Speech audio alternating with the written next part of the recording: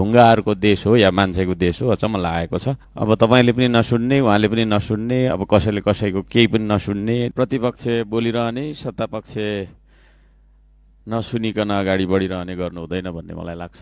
हामीले प्रधानमन्त्रीज्यूको माग यहाँ गरेको थुप्रै करिब 1 महिना धेरै भइसक्यो। यो प्रधानमन्त्रीज्यूको वक्तव्य सच्याउनुपर्छ भनेर आन्दोलन गरेको पनि 16 दिन भएछ, यो प्लेकार्ड बनाएर उभिएको पनि। र सभामुखज्यूलाई पनि हामीले त्यति नै लामो समयदेखि त्यो उहाँले बोल्नुभएको राष्ट्रघाती जुन एउटा शब्द छ, वाक्यांश, त्यसलाई चाहिँ डिलिट गरियोस् भनेर भनेको पनि त्यति नै दिन भयो।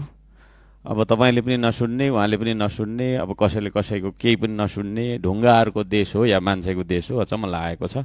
हामी जिम्मेवार बन्नुपर्छ। जिम्मेवारीले मात्रै मान्छेले मान्छे बनाउँछ।